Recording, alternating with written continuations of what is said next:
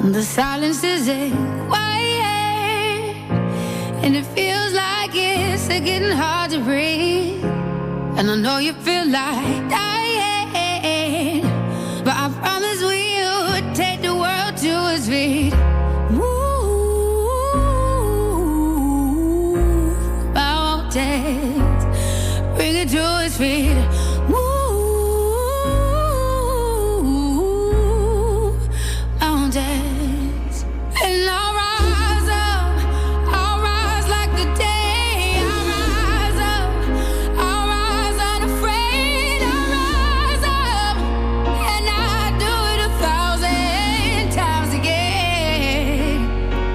Good afternoon. You're tuned into Ability Matters, the program that covers matters to do with abilities, disabilities and everything in between. We are one of the longest running disability-related shows in the world, starting as Headway On Air all the way back in 2007 and now brought to you by My Home Living Care, an NDIS Registered disability support organisation. Yes, good afternoon.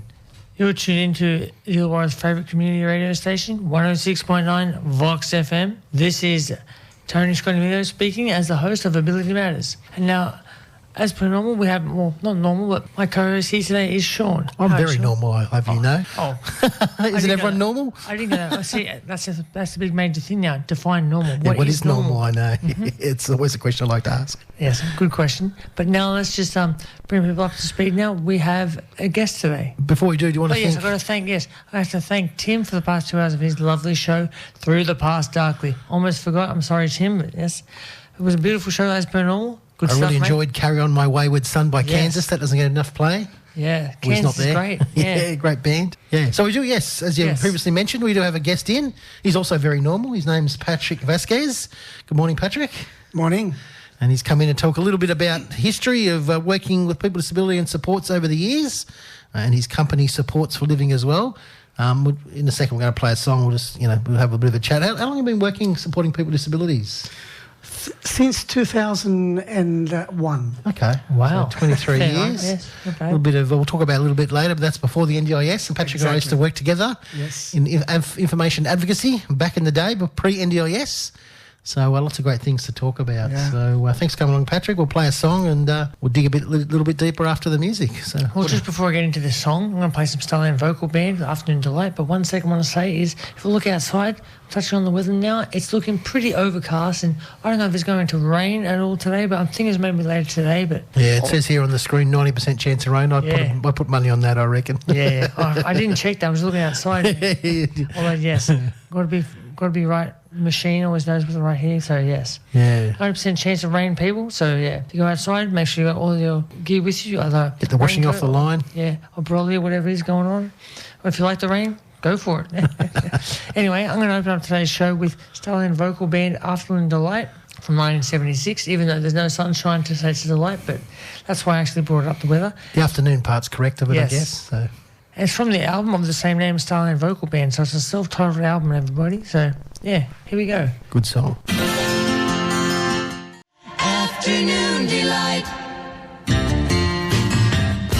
Yes, lovely song there, Afternoon Delight, my Stallion Vocal Band, as I said before, 1976. But now I've just looked over here.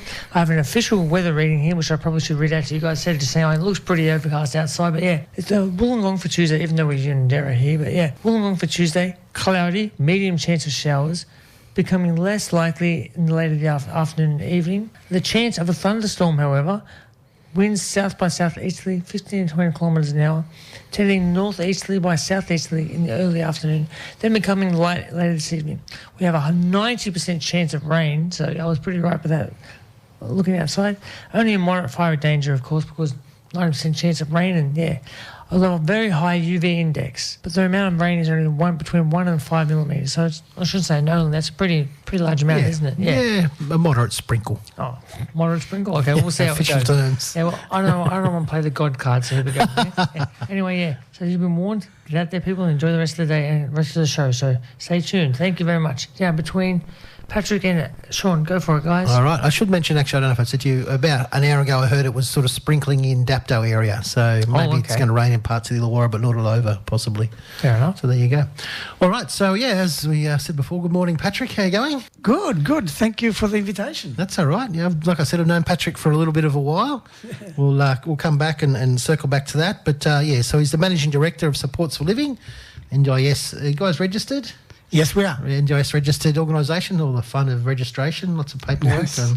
Yes. But before we... Protocol. Yeah. It's interesting, actually. We might talk about a little bit later that the NDIS are moving to have all people registered now, all organisations registered. There'll be different levels, but we'll maybe touch on a little bit later. But first of all, let's talk about the baby Patrick, the young Patrick, the young boy Patrick. Where did you grow up? Where did you come from?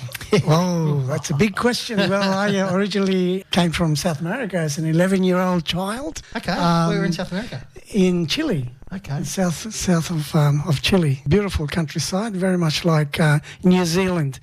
But when we arrived... So just before you do, was that... So you lived in the country in Chile or city?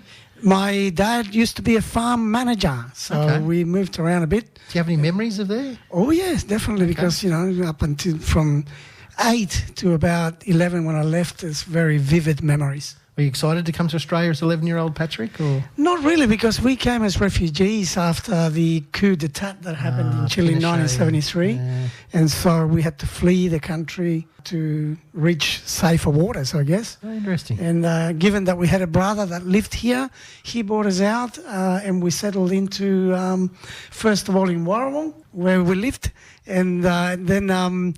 went to Wollongong High School and then moved to Dapto after we got our first house in Commission House, and grew up in the area of Dapto, but also then moved to Unanderra, where I lived for a number of years up until the time I got married. Okay.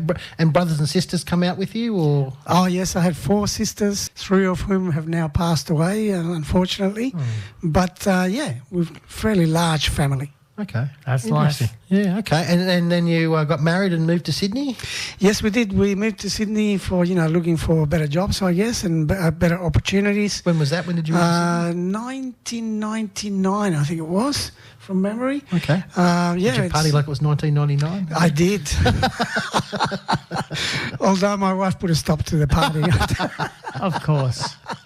And so we moved to an area, travelled around Western Sydney quite a bit, and then settled into a 5-acre farm near El Caballo Blanco. Oh, you would remember? We mentioned this before.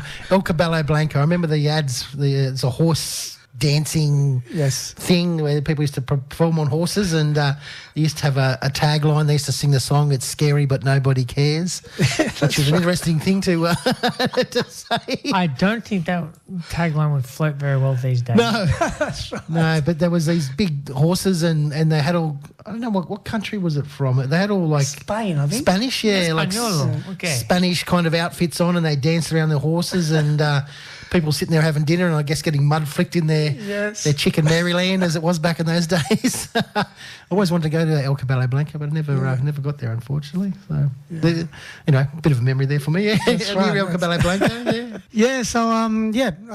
it was in Sydney that I then started my career in disability services. What were you doing before that? Before that, I worked at what used to be the Department of Social Security, which is now Centrelink, as a migrant liaison officer for about 5 to 6 years. Okay. But from there, I moved into Macarthur Disability Services in Western Sydney, Campbelltown. I cut you off. What year did you go into disabilities? I cut you off. 2001. 2001, okay. Yeah, cool. Yeah, so I was with Macarthur Disability Services for 18 years, or the greater part of 18 years. And then in 2017, I left because then the NDIS had already come in. And I left to become a consultant on the NDIS, setting up new services and businesses that wanted to get into the NDIS. So I did that for a number of years. Okay. I might just track back a little bit. So Macarthur Disability Services, were they a not-for-profit? They still are. Still are for not-for-profit. And what do they do? Well, they offer a range of supports and services for people with disability, a lot of the group stuff that they do. Individual services, I think they do. And I think they've got one SIL house, supported independent living home. Okay, only one. I thought they were a bit bigger than that. Are they pretty big or...?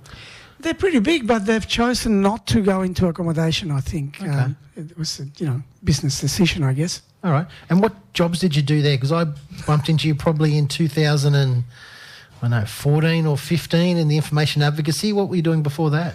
Oh, gosh, I was a bit of a utility player at MacArthur Disability Services. So I did marketing for a little while. I did individual advocacy services. We did a lot of systemic advocacy, community development type of stuff. So that's a good thing. What's the difference between individual advocacy and systemic advocacy? The difference is that in individual advocacy, we are dealing with an issue that's impacting on one person, whereas in terms of systemic advocacy, we're looking at something that needs to be addressed within the system itself that impacts on a whole range of different people. So like individuals, sort of like where someone's been left out because of their disability or discriminated against? Correct. And systemic might be, putting in a ramp instead of stairs or a lift in the pool or some sort of, I guess, community access level type of thing. Exactly, Sean. Okay, You got that totally right. Yeah, so and did you ever get involved with the council up there and some of the projects and things? Yes, I did. In fact, I was involved in Campbelltown Council's Disability Advisory Committee, the Camden Council, and I think Wollongong as well. How did that go? It's interesting. We met a long time ago. My sort of career is very much similar to yours involved with the council. How'd you go with the councils up there? What were they like?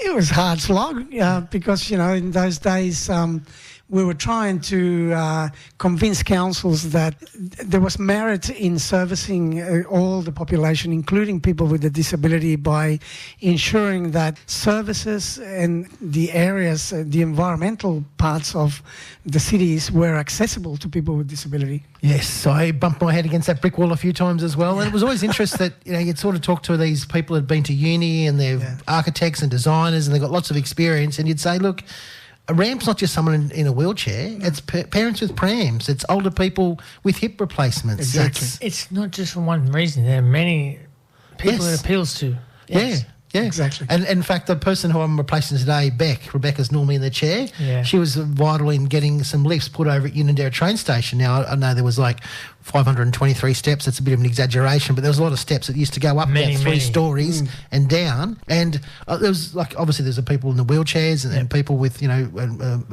Rebecca was impacted herself because she had a stroke and mobility wasn't the greatest thing. But heaps of people, including my mum who used to live at Unanderra. And let's not forget people with a walking frame. Yeah, your walking frame. Yep. But she used to catch the train up to the airport. My brother lives in New York, and so she'd catch the train. And with her suitcases, she couldn't get up the stairs. So when I'd take her to the train station, I have to carry up the stairs. So she was affected. Mm-hmm. Parents with prams, people who did shopping at Woolworths, which is really close to the station, and were catching the train home, or even trying to walk over the other side of the station.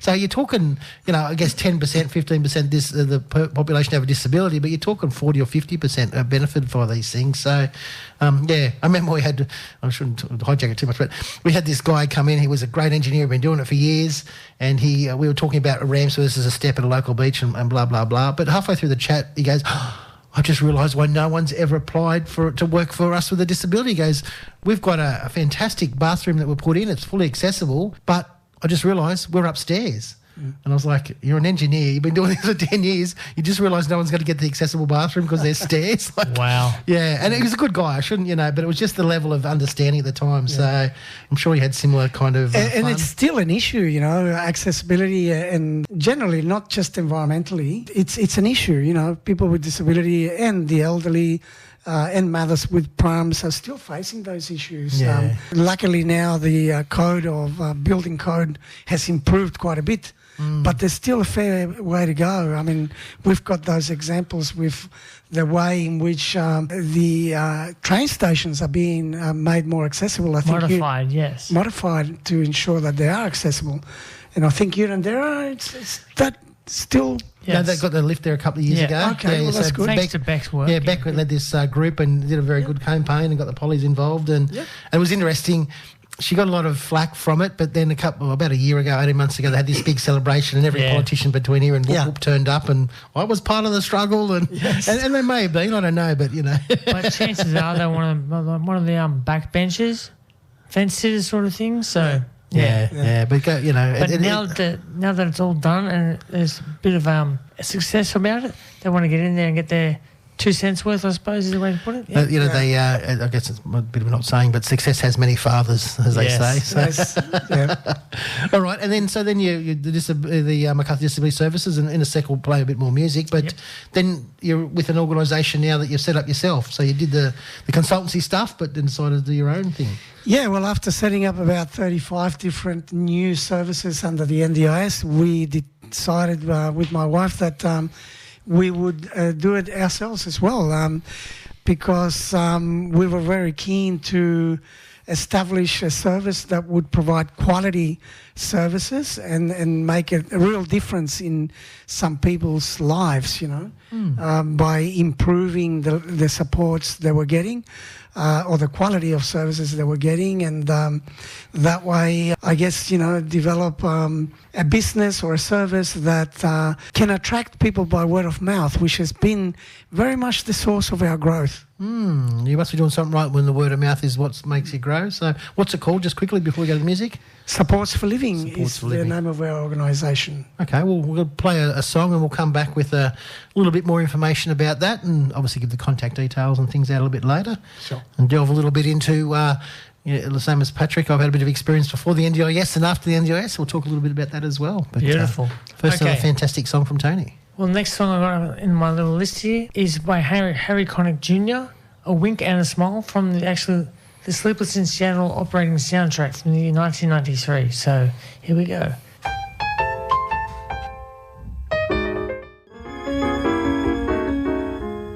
So many changes with Sorry, I just jumped a bit early then. Yes, that was just Harry Connick Jr. with Wink and a Smile from Sleepless in Seattle soundtrack 1993. Now we're back into it, guys. I'm feeling old now. That movie was 30 years ago. Meg Ryan and Tom Hanks. I remember the movie that came out. I didn't like it. It was a bit more of a chick flick? Yeah, that's the way of saying it. Yeah, but I went and watched it a couple of times with my girlfriend at the time. But anyway. That's the way it goes, isn't it? yeah, the sacrifices you had to make. Common ground, yeah. Sacrifice. I prefer common ground, like I said. So we were talking a little bit about, your kind of history and stuff, but why did you get into disabilities? Just to rehash, this is... Patrick? Patrick and Sean, obviously. And what was the topic at hand? We're talking about Patrick's life and in supporting people with disabilities. He's got his new organisation, Supports for Living, we'll talk about, but he's had a bit of a rich and varied history. And it was about, 2007 he started working with MacArthur Disability Services? No, 2001. 2001, sorry, okay. Why did you get into that? Why did you make the change from, migration services to that? Well, I originally studied community services. And so when the Centrelink started to, cutting down on migrant services, the migrant services unit was very much on the cards of being done away with. So I took a package from the public service and decided that I wanted to do something that I always had an interest in, and that was to work with people with disability. So a redundancy package, when you say a package? Yeah. Okay. Yeah. You didn't just stuff computers in the bag and run out the door, no? Okay. Why did you have that interest? Because the idea was for me to work with people with a disability so as that I could, empower and make a difference. Mm-hmm. I think that was essentially the idea. Yeah, okay. Did you have any family history or experience with disabilities, like an uncle at the Christmas parties? No, not really. Now I do. Yeah. There's a couple of people within our family that have a disability. But back then, no, we didn't. It was just a very personal thing. Yeah, okay. And I was lucky enough to secure a role with MacArthur Disability Services. And then that role gave me a variety of different, service, options. And as I said before, I used to be the utility player. If there was a new project, I'd put my hand up for it. Yeah. For example, when the NDIS came in, we obviously had no idea of what support coordination was about. Yep. And so we talked about it in our management team at what is used to be called MacArthur Disability Services, or MDS. And we decided to go for it and register for support coordination. And I was allocated to set it up and run it. We don't know anything about it, but here you go. That's right. No policies, no procedures, just do it. And just quickly, what is support coordination? Support coordination is an area of funding within some people's plans that helps them to implement their plan, coordinate services, address areas, points of crisis, the NDIS calls it, related to their disability. But essentially it's about helping people to implement their plans and get the best out of their funding from the NDIS. Can you give some examples of some of the ways you might do that?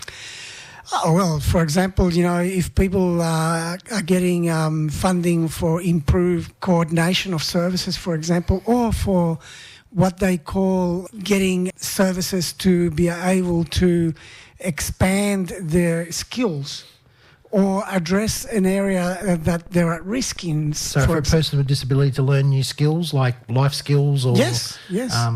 Personal skills. Exactly. Okay. Exactly. So connecting with OTs and physios and training services yep. or even employment services. Yeah. And when, for example, one of our participants may be at a point where they may be facing potential homelessness, you step in and try and work out, a solution for that, working with them and empowering them to make them see some options rather than the negativity of what could be a very risky situation into something that they can actually address by being more informed and empowered about what's possible.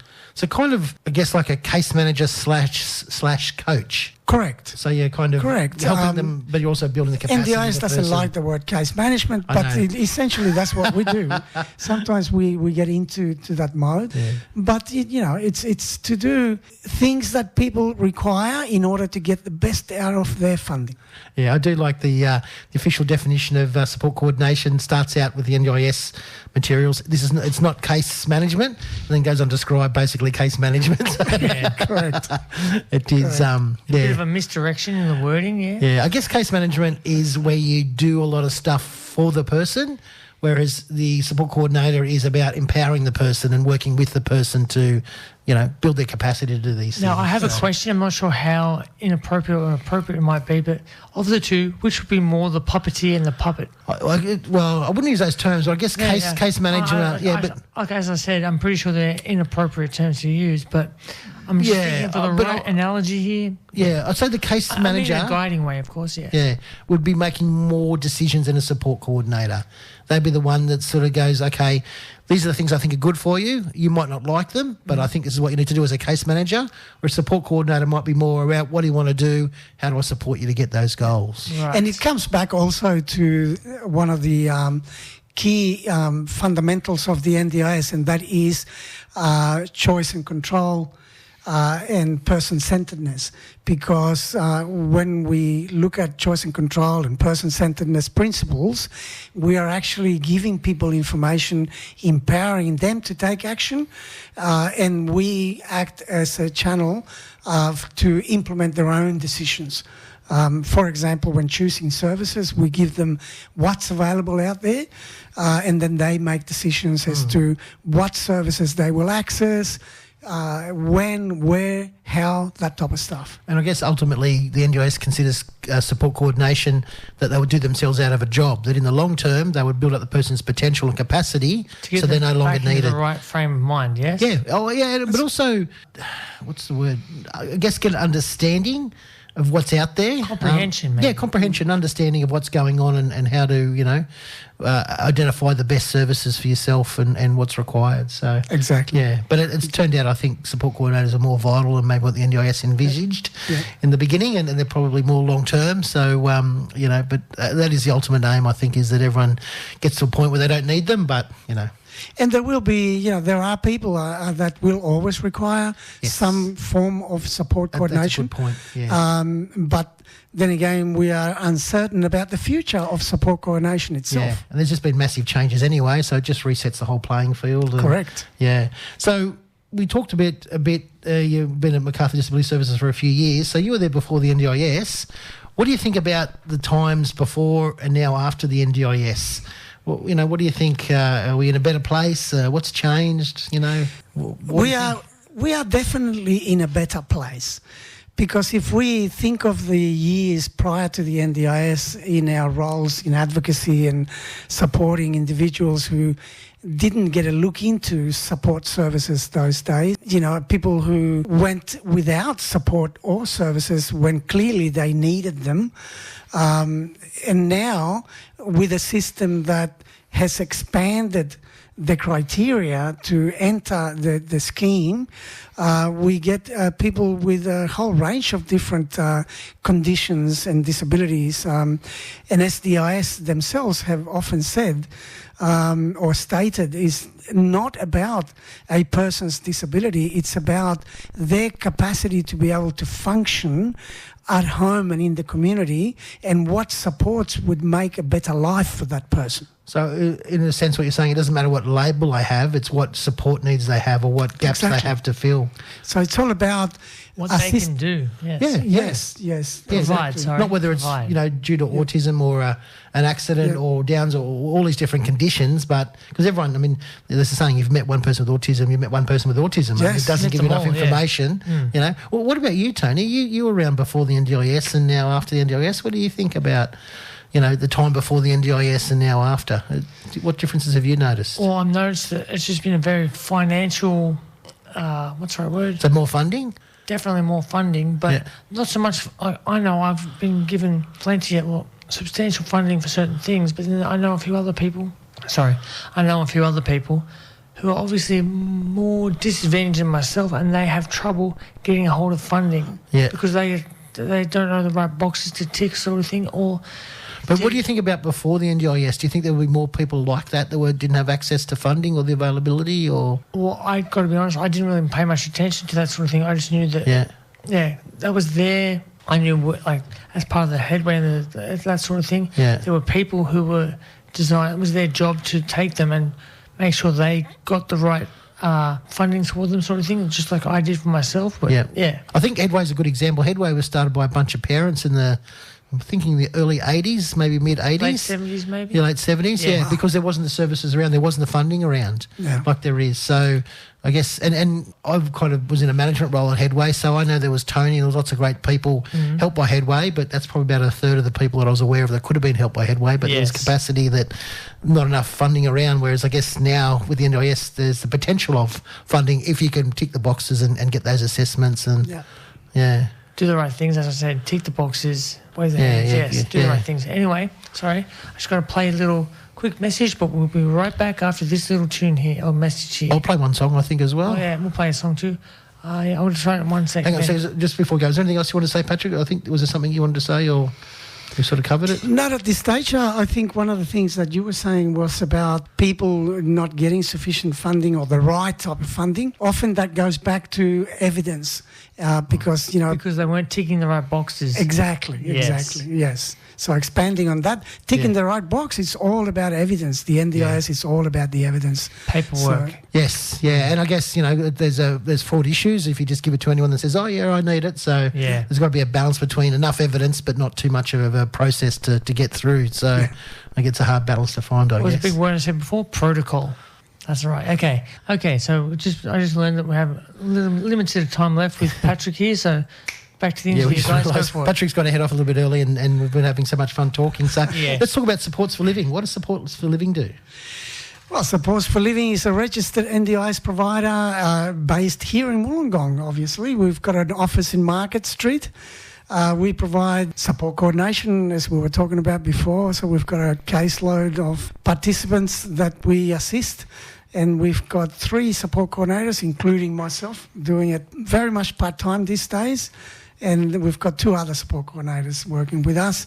We do accommodation services. So we have 2 homes, one in Wollongong, one in Lake Illawarra, both of which are full. No vacancies, unfortunately, but we're looking at expanding in the future, possibly again with another home in Illawarra. And recently we opened another one in Campbelltown. can't get away from my history in Campbelltown after 18 years working there. Doesn't sound like it's a bad thing. No, it's a positive thing. It's almost as good as Wollongong, Campbelltown. Almost, without the beaches. Yeah, that's right. Yeah. Beaches are a big draw card. That's exactly right. So, yeah, and we do some individual services and pro bono support for people who want to apply for the NDIS. So when you say individual services, what does that look like? That looks like assisting people who live within their own home but who have NDIS funding and need assistance to either function within their home or get out and about. Cleaning, domestic stuff. Correct. Or get out and about. Appointments, social stuff. Recreational activities. Shopping. Yeah, whatever it may be, supporting them to live a better life or the life that they want to live with support. And how do they find out about supports for living? What's your... You got a website, I imagine? Yeah, no, definitely. We've got all the essential little marketing that are required. But as I said before, our growth has essentially been through word of mouth. For us, that tells us that we are doing things in the right way. Definitely, yeah. Do you have a phone number that people can call if they want to find out more? They can actually ring my phone number. Okay. Because that's the business contact at the moment, which is 0438 618 538. Or they can check us out in the website, which is www.supportsforliving.com.au. We might just a bit later, Tony will read that number out again. Now that supports for living, is that the digit 4 or the word 4? The word 4. Okay. Just finally, if you had a magic wand with all the experience you got and you're Harry Potter, you could wave it around, what would things look like? How would you make this world a better place? Gosh, look, that's a very deep question. It is, isn't it? Very deep and very broad. With everything that's happening in the world, obviously, stop the wars, and the children, women, and the elderly suffering because of other people's interests that don't care about the death and destruction that's happening. Also, working on climate change because it's impacting so much. We've just seen what's happened in places like Spain with the big floods, horrendous floods. Yeah, and I think... what about a little bit closer to home in terms of disabilities and things? What would you point the magic wand at there? I think the NDIS is heading in the right way. However, I think it's time to do more consultation with people with disabilities. So come back to grassroots and ask people what they feel is right and what they feel needs to be improved with the NDIS. Because I think a lot of the changes and a lot of the adaptation that's taking place around the NDIS is led by bureaucrats. And often bureaucrats are not too in touch with what is happening at the ground level, so I think we need to get back to grassroots. Yeah, a bit like that engineer I was talking about before that had this accessible bathroom but had stairs to get to it. That's exactly right. Someone didn't think that one over. That's right, yeah. Well, thanks for your time, Patrick. Really appreciate you coming in. Just before you go, I just tried that website you just said that earlier and it didn't quite go through. So maybe it's the word supports. It should be with plural? an S at the end, plural. Yeah, so it's an S. I tried supportsforliving.com.au. And while you're doing that, I should say that if anybody wants to needs assistance to apply for the NDIS, we provide pro bono or free assistance to get people across the line and get their NDIS package. That's a good thing. Okay. Because there is that often that hump to get over in terms of you need all this funding and reports and evidence, but there's no money for it. So how do you get all that evidence together? And in my experience, and I guess yours, one little word can make a difference. Exactly. If you say permanent as opposed to lifelong, that can make a big difference in the way things. And often we need to work with the doctors and specialists to be able to use the right language for the NDIS. It's not about the health conditions. It's about how does that impact on the person's needs around functioning at home and in the community. So not the names of the conditions, but the support needs of the effects of that. The effects, exactly. Yeah. Okay, great. Well, thanks, Patrick. We appreciate you coming in. Thank you very much, Patrick. I've really enjoyed this time with you guys, and I wish you well moving forward with the program. Thanks. Thank you very much. Good to see you again. Thank you.